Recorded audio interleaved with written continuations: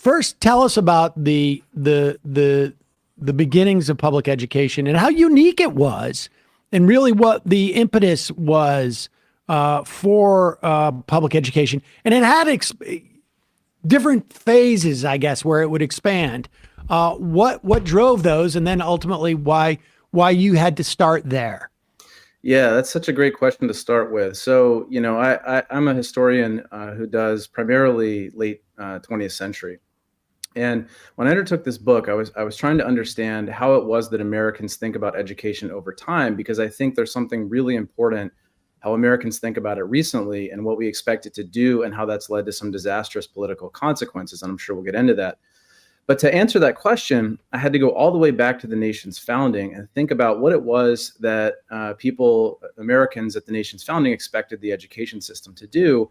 And it's not that I was surprised, but when I studied this systematically, it was pretty clear to me that for the vast majority of American history, Americans didn't see education in terms of, helping people get jobs. It was about everything but that. So you go back to Thomas Jefferson in the 1770s, and let's not romanticize Jefferson, right? He only saw white people as being capable of, being citizens in a democracy. But he argued for a public education system in Virginia because he said Americans needed to, be able to understand power and be able to, in a new democracy, understand corruption in its many forms in order to ensure democracy continued. Going to the 19th century, you've got education reformers like Horace Mann pushing for education in order to, kind of help Americans be citizens in a democracy. Mann was really thinking a little bit more about kind of reining in some of the impulses of democracy. But the point was he wasn't pushing for education and job training.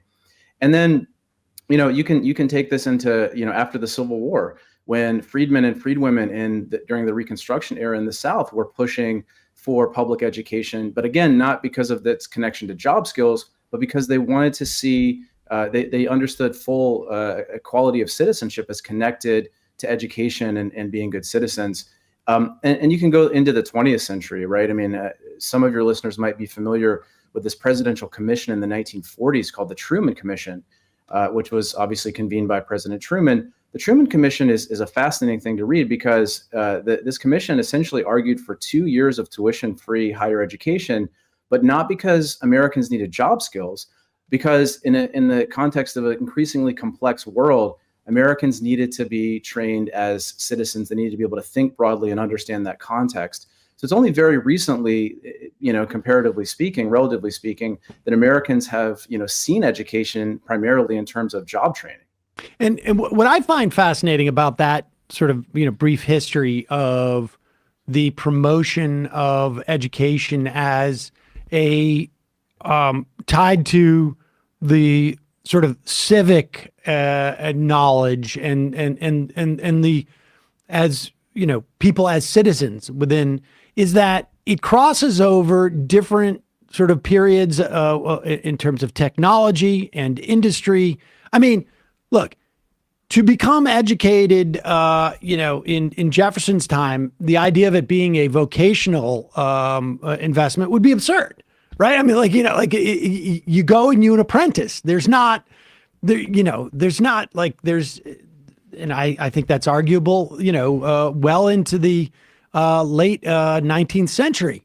And then to see Truman, when we're certainly well past the, deep into the Industrial Revolution and past essentially, the idea that still you don't go to school as to increase your earning potential.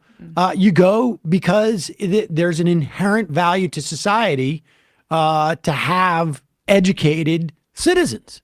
That's what I think is really fascinating about that sort of like broad stroke of history.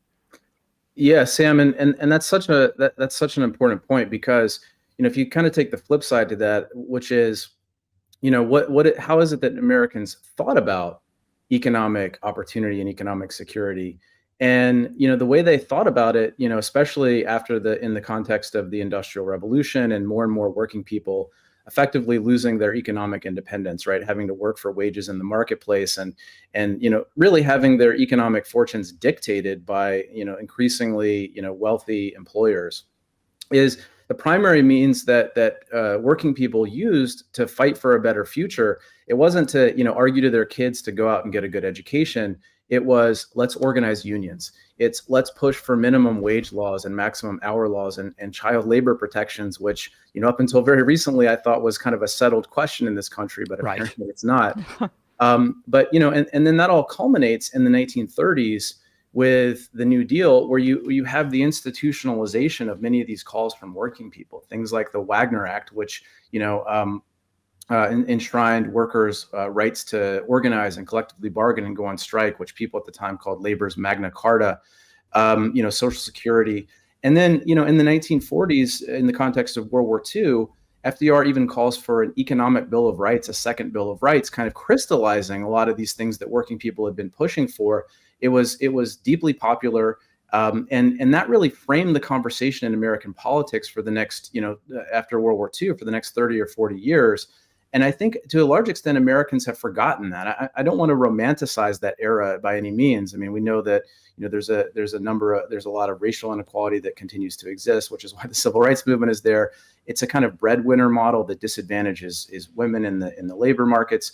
But at the end of the day, the premise of American politics during those years was to try and secure and expand as many economic and social rights for Americans as possible. And that's really what we've lost in the past few decades. Well, that's what I think is also important to understand, that, because as we get into the part of your narrative where education takes on a different role, it's important to understand what was filling that role prior to education being tried to be shoehorned into it. And in other words, if you want to make more money at your job, the primary mechanism was unions, essentially, and organizing. And that was where, broad based. I mean, it's amazing in many respects how the union density and the education density, if you want to say in terms of higher education in LA, sort of has flipped from where it was 100 years ago, 90 years ago. As we get to that part of the narrative, I guess there's a question as to whether that was how on purpose that was. But let's move up through that. I mean, talk a little bit more about the Truman Commission, because I was not terribly aware of that history. So only somewhat, let's put it that way. And it really is fascinating. Truman, we really missed the boat with Truman. There was a couple of things that he floated during that was floated during that era where things could have gone in a very different direction in this country, it seems like. Yeah, the Truman administration really was, in many ways, we don't give him enough credit. In many ways, it was kind of the logical extension of the things that FDR was trying for. So one of the things I talk about in the book is that, just a year after FDR, comes out with this economic Bill of Rights speech, there's a major effort called the Full Employment Act that would essentially guarantee all Americans jobs. And this was deeply popular. It was polling at probably 70-75%, something like that. And this bill, which Robert Wagner, this really important senator who authored the National Labor Relations Act, right, which established workers' rights to organize, Wagner said this bill is FDR's legacy. And it sailed through the Senate, and then forces of reaction, Southern Democrats who didn't want to see workers have more power because of its connection to racial equality, but also, Republicans in the North who were growing reticent of the power of workers. They kind of organized, and business opposition organized against it and kind of watered it down in the House. But Truman really went to bat to try and get that law passed. And then again, to the point about higher education, I mean, Truman also supported universal health care, major healthcare reform.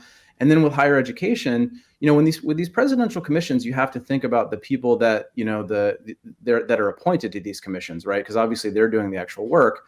But Truman basically, when he charged this commission, he said, I want you to go out and essentially determine what higher education should do, particularly in this more complicated world, and a viable path forward to provide it to as many people as possible. And the commission included people like Horace Cowan, this intellectual from the New School, who had kind of pioneered this idea of cultural pluralism.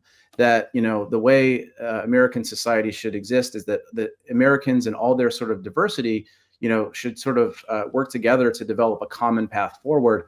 And so that's why a big part of the Truman Commission was about advocating for higher education, because that was really the place that was seen as this is where you go to really learn everything that's going on, to think critically. They actually the commission talked about higher education as being kind of a school of democracy. I mean, it's fascinating to think about, something with the imprimatur of the president making that argument now, when, what we've gotten from politicians in the past, 30 or 40 years, especially from Democrats, is, education is the great equalizer. The path to a good job is through college. The commission wasn't talking about that at all. In fact, the final commission report actually kind of criticized some young Americans for thinking too much about the connection between economic opportunity and a college degree.